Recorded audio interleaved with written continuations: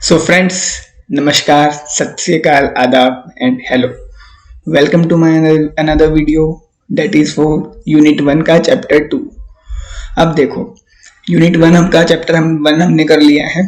Unit 1 का chapter 2 आज हम करेंगे, जिसमें बहुत सारी अजम्पशंस होंगी, प्रिंसिपल्स होंगी। अब यार ये सोच रहे होगे बहुत सारी अजम्पशंस आ गई यार, प्रिंसिपल्स हैं, बड़ा बोरिंग लेक्चर होगा।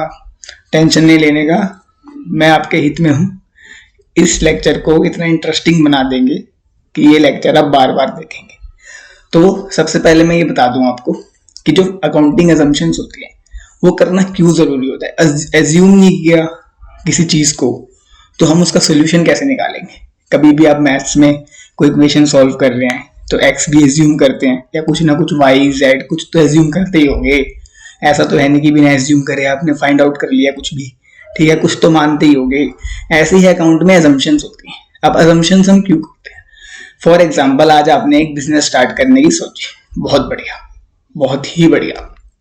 अब बिजनेस स्टार्ट करने की तो सोच ली, एज्यूम कुछ किया ही नहीं, ठीक है, जोश में है, चले गए, चले यार मशीनरी खरीद लेते हैं, लेबर डिसाइड कर ली कहाँ से आनी है, कितनी लेबर आनी है, लैंड के लिए रजिस्ट्रेशन करा लिया, 10 साल का रजिस्ट्रेशन करा लिया, 20 साल का रजिस्ट्रेशन करा लिया, चलो भाई बिजनेस करेंगे। ठीक है जी, ले आए मशीनरी, ले आए, लेबर आ गई, लैंड ले लिया, ठीक है, रेंट हो गया, उसका डिसाइड कितना देना है कितना नहीं देना। चलिए कस्टमर आया, एक साल में एक दो आ गए कस्टमर। 3 मशीनें ली थी 5-5 लाख रुपए की, एक मशीन वर्क कर रही है, वो भी कभी करती कभी नहीं करती। 2 मशीनों पे कोई वर्क नहीं आ रहा, वो 2 मशीनें भी ये कह रही हैं हमारे पास भी कोई रॉ मटेरियल भेज दो यार, हम भी प्रोडक्शन कर लें। अब ओनर वो बनिया बुद्धि, वो कहे भाई क्यों भेजूं, मुझे इलेक्ट्रिसिटी बिल एक्स्ट्रा नहीं देना, तो पहले बनिया बुद्धि नहीं लगाई। अब यही अगर हम एज्यूम कर लेते कि हमें बिजनेस करना है, ठीक है, कितने साल तक के लिए करना है, ठीक है, कितना उस पर हम कैपेसिटी, प्रोडक्शन कैपेसिटी उसकी कितनी रखेंगे कि एक दिन में हम कितना प्रोड्यूस करना चाहते हैं, ठीक है, कौन सी लोकेशन पे करना है, कितना लेबर लगेगा, कितना क्या लगेगा, अगर ये एज्यूम कर लेते तो आज ये नौबत नहीं आती। अब जिसने एज्यूम नहीं किया वो क्या करेगा, 2 मशीन खाली पड़ी हैं, 5-5 लाख रुपए की खरीदी हुई है, 1 साल हो गया है, डेप्रिसिएशन लगा दिया, चलो 10%, 50,000 रुपए कम हो गए, 4.5 लाख, ऑफर चला दिया, कोई 2 लाख रुपए में खरीद लो, कोई 1.5 लाख रुपए में खरीद लो, कोई 2.5 लाख रुपए में खरीद लो, ऑफर चला के बेच दें, क्या हुआ, लॉस। तो असम्पशंस करना क्यों जरूरी होता है। अब मैंने आपको इतना समझाया, इतने में आपकी एक असम्पशन पूरी हो गई। वो कैसे, चलिए देख लेते हैं वो कैसे। 3 टाइप की असम्पशन होती हैं, देखो। तो पहली असम्पशन गोइंग कंसर्न। तो बेसिकली गोइंग कंसर्न असम्पशन में यही होता है कि बिजनेस ऑर्गेनाइजेशन आपको कितने टाइम तक आगे फ्यूचर में कंटिन्यू करना है, ये चीज आपको डिसाइड पहले ही करनी पड़ेगी। उसके हिसाब से आप मशीनरी भी लाओगे, उसके हिसाब से आप लैंड एक्वायर करोगे, उस पर रजिस्ट्रेशन कराओगे रेंट का, या पर्सनल लैंड होगा तो पर्सनल लैंड ही सही, उस पर भी तो इन्वेस्टमेंट करोगे। तो बिजनेस ही आपको 1 साल चलाना है, 2 साल चलाना है, तो इतनी इन्वेस्टमेंट क्यों, ठीक है। तो यही सारी चीजें एक फर्म डिसाइड करती है गोइंग कंसर्न असम्पशन के तहत, ठीक है। अब देखो, वैसे तो आपको पता ही होगा, कोई भी फॉरेन कंपनी होगी, कोई भी कंपनी देख लो, मैकडोनल्ड, डोमिनोज, नाइक, एडिडास, बतेरी कंपनियां हैं, एक भी कंपनी के पास अपना खुद का लैंड नहीं है, सब रेंट पे हैं। वो क्यों? क्योंकि किसी कंपनी को कुछ नहीं पता कि वो यहाँ पर कब तक है और कब तक नहीं है, कब वो बैंकरप्ट हो जाए, कब उनका जितना भी जो भी उन्होंने ट्रेंड चला रखा है, फैशन चला रखा है, कब वो फैशन से आउट हो जाए, कुछ नहीं पता। तो पहली असम्पशन तो यही कि जब भी बिजनेस करना है तो सोचो कितने टाइम तक करना है, ठीक है, कितनी उसमें प्रोडक्शन कैपेसिटी रखनी है, कौन सा लैंड एक्वायर होगा, कौन सी लोकेशन हमारे लिए सुटेबल होगी, ये सारी चीजें ध्यान में रखकर ही इन्वेस्टमेंट करनी है। तो ये असम्पशन इंपॉर्टेंट हुई, ठीक है। उसके बाद जो दूसरी असम्पशन आती है वो आती है अक्रूवल बेसिस, ठीक है जी। अभी अक्रूवल बेसिस क्या है? अक्रूवल बेसिस जो वर्ड से ही समझ गए होंगे, अकर, जो अकर हो चुकी। अब अक्रूवल बेसिस भाई क्यों जरूरी है? कभी कभार हमें कंपनी की financial position accurate financial position अगर जाननी है, ठीक है, तो अक्रूवल बेसिस असम्पशन को हमें अप्लाई करना पड़ेगा। वो क्यों? हम अकाउंट में ये मान के चलते हैं कि सारे बहुत अच्छे बंदे हैं, बहुत बढ़िया, एक भी पैसा खाने वाला नहीं, सारे पैसे टाइम से हमें दे के जाएंगे, ठीक है, चाहे एक पैसा हमारे अकाउंट में आए ना, लेकिन मानना ये है कि पैसे सारे टाइम से आएंगे। तो ये मान के हम लोग जिस टाइम पर एक्सपेंस करते हैं उसी टाइम पर रेवेन्यू को भी रिकॉग्नाइज कर लेते हैं और एंट्री कर देते हैं, जिससे हमें हमारी फाइनेंशियल पोजीशन पता चल जाती है कि हमारे पास कैश इनफ्लो कितना है, कैश आउटफ्लो कितना है, कितना नेगेटिव में है, क्या फाइनेंशियल पोजीशन है, क्या रिसोर्सेज है हमारे पास, कि हमें कितनी इन्वेस्टमेंट हम आगे कर सकते हैं, हमारे पास है सुटेबल रिसोर्सेज इन्वेस्टमेंट के लिए कि नहीं है। तो ये होती है अक्रूवल बेसिस की असम्पशन, ठीक है जी। अब थर्ड असम्पशन वो क्यों जरूरी है वो भी बता देते हैं जी। थर्ड असम्पशन क्यों जरूरी है? थर्ड असम्पशन पहले तो ये देख लो कि होती क्या है। थर्ड असम्पशन होती है कंसिस्टेंसी। अब कंसिस्टेंसी क्या होती है? अब एक चीज बताओ, आप कंसिस्टेंट नहीं हो किसी चीज में, ठीक है, आज आप स्कोर कर रहे हो 10 मार्क्स 100 में से, फिर आपने स्कोर किए 30 मार्क्स, कभी स्कोर कर रहे 20 मार्क्स, कभी 40, कभी फेल हो गए। आपकी एक्यूरेसी या आपकी जो एबिलिटी है हम वो निकाल पाएंगे? यही कहेंगे कि यार इसका कुछ नहीं पता, कभी तो 40 आ जाते हैं, कभी 10 आ जाते हैं, कभी साला फेल ही हो जाता है। कंसिस्टेंट रहना है। वो इसमें कैसे असम्पशन जो है अप्लाई होगी? वो ऐसे कि अगर हम एक एग्जांपल लेते हैं डेप्रिसिएशन का, ठीक है। डेप्रिसिएशन में 2 टाइप के मेथड होते हैं, एक होता है स्ट्रेट लाइन, एक होता है रिटर्न डाउन। हमें दोनों में से एक मेथड अप्लाई करना होता है अपनी मशीन को डेप्रिशिएट करते टाइम। वो कौन सा? कोई सा भी कर सकते हो आप। स्ट्रेट लाइन में क्या होता है कि आपको हर बार कैलकुलेट करने की जरूरत नहीं है डेप्रिसिएशन। फर्स्ट ईयर कैलकुलेट कर लिया, वही डेप्रिसिएशन हर साल कैलकुलेट होता रहता है। रिटर्न डाउन में क्या होता है? आपको हर साल झंझट है, आपको हर साल कैलकुलेट करना पड़ेगा उसको। 10,000 का डेप्रिसिएशन पहले साल लगा, मशीन की वैल्यू 10,000 से कम हुई, अब जो मशीन की वैल्यू 10,000 से कम हुई, अब उस पर डेप्रिसिएशन कैलकुलेट करो। लेकिन कोई सा भी डेप्रिसिएशन करो, चाहे स्ट्रेट लाइन चाहे रिटर्न डाउन, कंसिस्टेंट वे में करो। ये नहीं कि आज डेप्रिसिएशन लगाया रिटर्न डाउन से, कल कैलकुलेट कर लिया स्ट्रेट लाइन से। ऐसे कुछ पता नहीं चलेगा कि मशीन की एक्चुअल वैल्यू क्या है, क्या मशीन की जो बुक वैल्यू है वो एक्चुअल में है क्या, मशीन और कंपनी कहाँ तक ग्रो कर रही है, कंपनी की एक्यूरेट जो है वो वेल्थ क्या है, कुछ नहीं पता चलेगा, ठीक है। तो कंसिस्टेंसी असम्पशन भी बहुत जरूरी है, तीनों असम्पशन बहुत जरूरी है।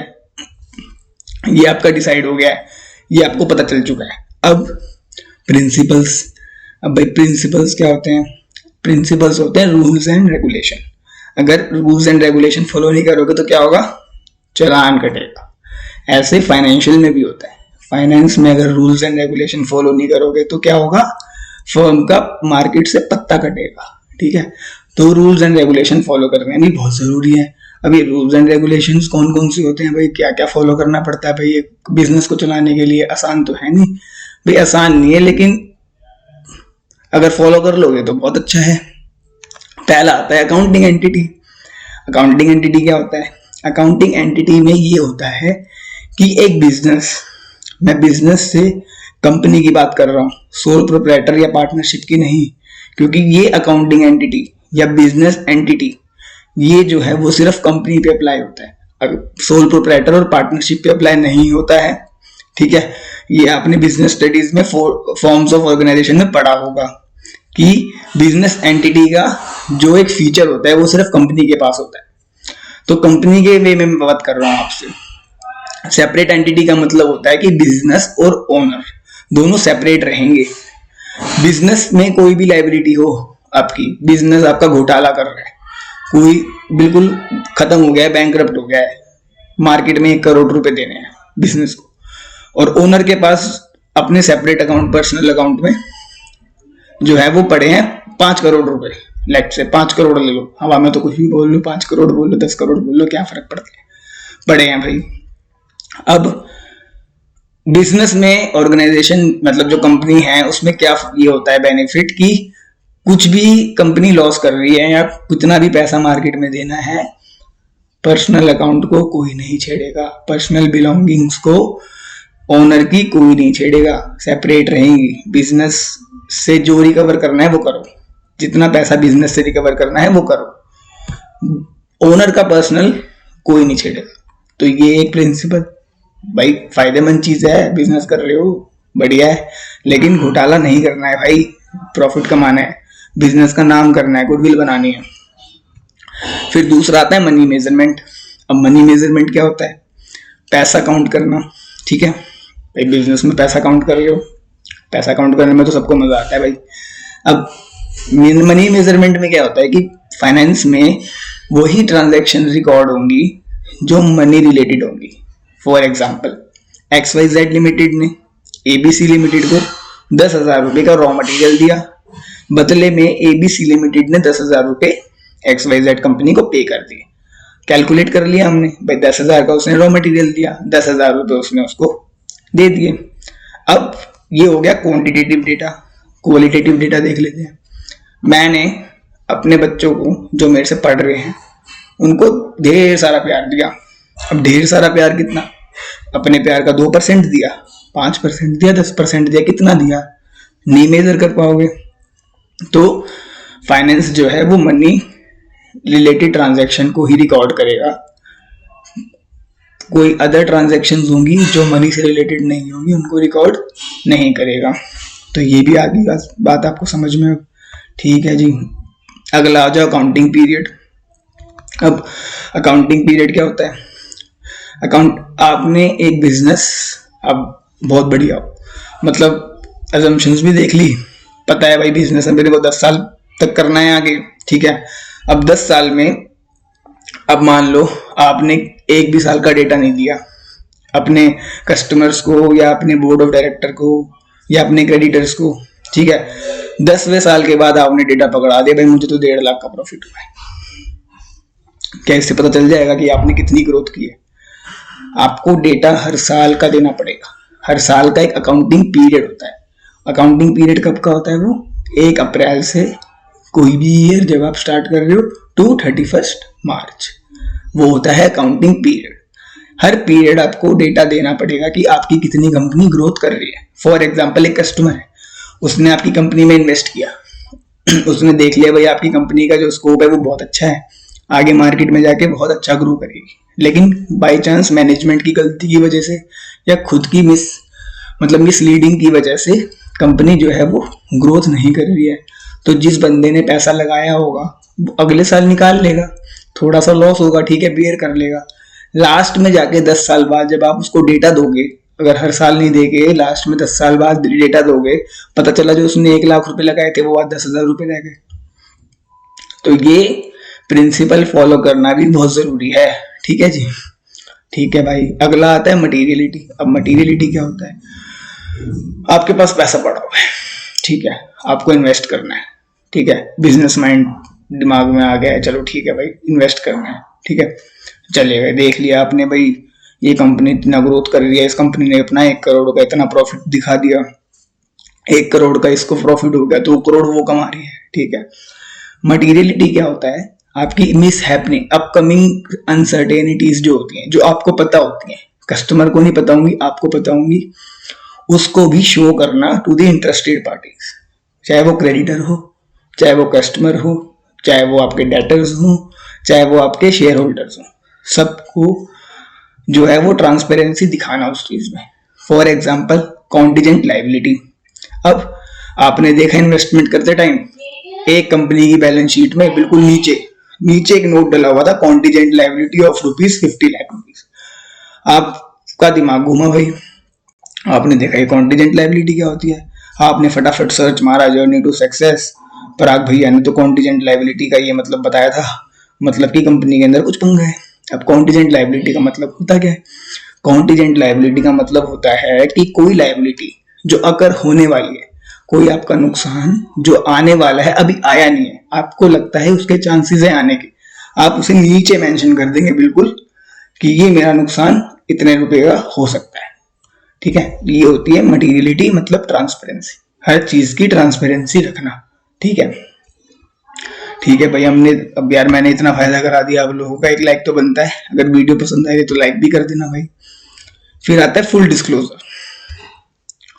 फुल डिस्क्लोजर का मतलब क्या होता है? मटीरियलिटी और फुल डिस्क्लोजर लगभग एक जैसे हैं, बट फर्क इतना है कि फुल डिस्क्लोजर में क्या होता है, अगर हम कुछ भी चेंज करना चाहते हैं बिजनेस के अंदर, जैसे हम लोग एक रिटर्न डाउन वैल्यू मेथड जो था वो अप्लाई कर रहे थे स्टार्टिंग से कंसिस्टेंट वे में, अब हम उसे चेंज करना चाहते हैं, हम उसे स्ट्रेट लाइन देखना चाहते हैं कि कैसा होता है। ठीक है, कुछ भी चेंज करना है वो भी आपको रिपोर्ट करना पड़ेगा टू द इंटरेस्टेड पार्टीज।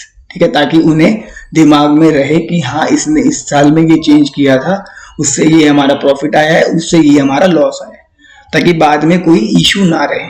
ठीक है, ठीक है जी। उसके बाद आता है डुअल एस्पेक्ट। हर एंट्री का डुअल एस्पेक्ट होता है, हर एक ट्रांजैक्शन का डुअल एस्पेक्ट होता है, तभी अकाउंटिंग को कहते हैं डबल एंट्री सिस्टम। ठीक है, डुअल एस्पेक्ट कैसे? कुछ भी आप ट्रांजैक्शंस करेंगे ना, 2 अकाउंट को इफेक्ट करती है वो 2 अकाउंट को। ठीक है, वो 2 अकाउंट कौन से होंगे? एक आपका और एक सामने वाले का। ऑब्वियसली ये 2 अकाउंट होंगे, और तो कोई अकाउंट नहीं होगा। वो कैसे? एक आपने परचेज किया कोई रॉ मटेरियल 10,000 रुपए का। ठीक है, किससे किया? रमेश। ठीक है, उसने आपको 10,000 रुपए का रॉ मटेरियल सोल्ड कर दिया। ठीक है, अपने अकाउंट में वो क्या शो करेगा? सेल्स। कम क्या हुआ वहां से? इन्वेंट्री उसकी 10,000 रुपए की कम हो गई। आपके पास क्या बढ़ा? इन्वेंट्री। ठीक है, और अगर आपने कैश में परचेज किया है तो आपके पास से क्या गया?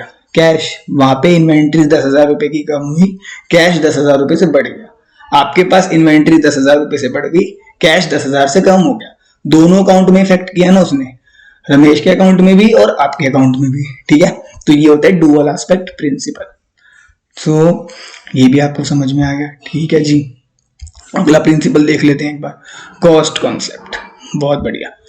कॉस्ट कॉन्सेप्ट प्रिंसिपल जो होता है, ये आपको एग्जांपल से मैं समझा देता हूँ। एक मशीन आपने खरीदी 5 लाख रुपए की, चलो यार थोड़ा बड़ा अमाउंट ले लेते हैं, अकाउंट कर गए ना, करोड़ों रुपए संभाल लें। 10 लाख रुपए की, चलो ठीक है, हमारे लेवल के हिसाब से 10 लाख रुपए ठीक है, बाकी जिसको जो सोचना है वो सोच ले। 10 लाख रुपए की एक हमने मशीनरी खरीदी।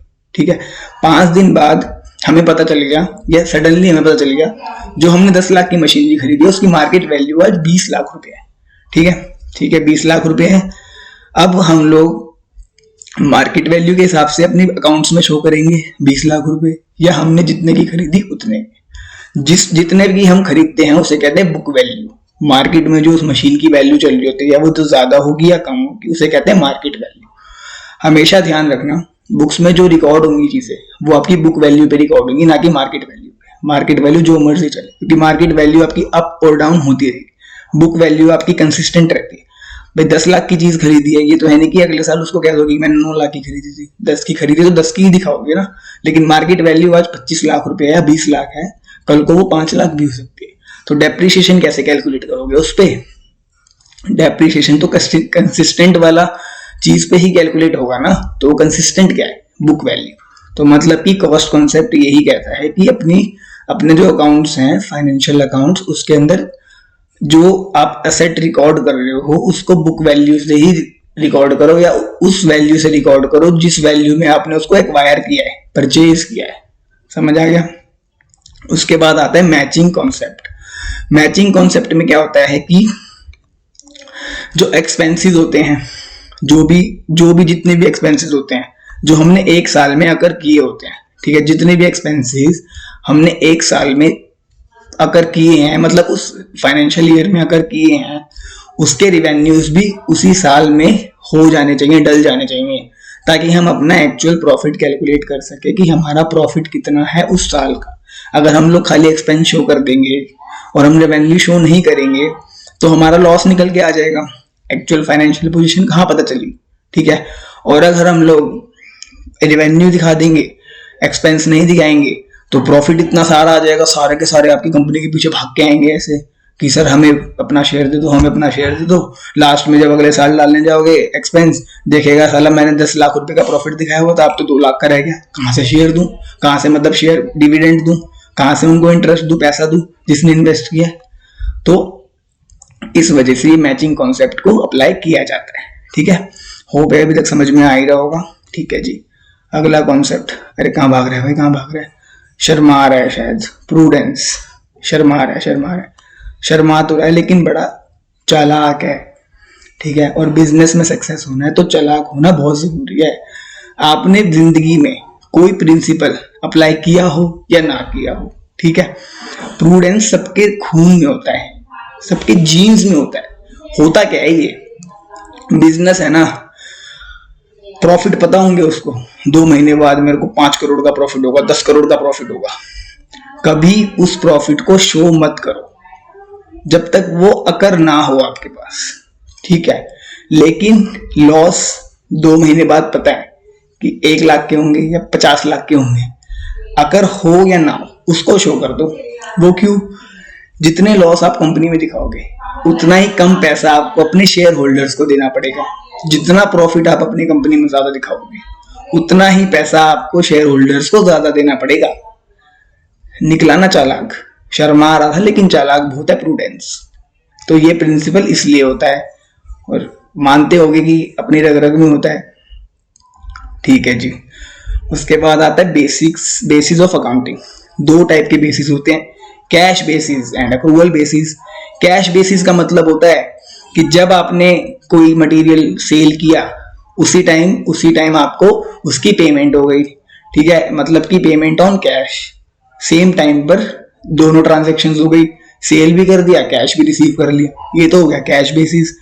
अक्रूवल बेसिस जो हो गया वो ये होता है कि चाहे कैश आपने सेल किया, उसका कैश वो 2 महीने बाद देगा, लेकिन उसकी कैश की एंट्री आप उसी टाइम डाल दोगे अपना एक्यूरेट फाइनेंशियल पोजीशन को जानने के लिए। कैश बेसिस में क्या हुआ, जब कैश रिसीव होगा तब आप उसको शो करोगे, मतलब कि सेल की एंट्री तो आप हाथों हाथ डाल दोगे, लेकिन कैश 2 महीने बाद अगर रिसीव होगा तो कैश की एंट्री 2 महीने बाद ही डालोगे। अक्रूवल बेसिस में उसी टाइम एंट्री हो जाएगी जिस टाइम आपने सेल करी, चाहे आपके पास कैश आया चाहे आपके पास कैश नहीं आया, ठीक है। हम बात करते हैं यहाँ पे रैशनल डेटर्स की, ना कि जो ऐसे भाग जाते हैं पैसे लेके कंपनी के, उनकी बात नहीं कर रहे। आज का लेक्चर इतना ही था, ज्यादा लंबा हम इसको नहीं करेंगे। नेक्स्ट लेक्चर के अंदर एमसीक्यूज चैप्टर 1 के, चैप्टर 2 के, और साथ में उससे पहले आपको क्लासिफाइड बैलेंस शीट समझाई जाएगी बहुत अच्छे से, क्योंकि वो एमसीक्यूज ऐसे हैं, अगर आपको वो बैलेंस शीट समझ नहीं आई ना तो एमसीक्यूज आप क्रैक नहीं कर पाओगे, ठीक है। तो ये हमारा नेक्स्ट लेक्चर रहेगा, ठीक है।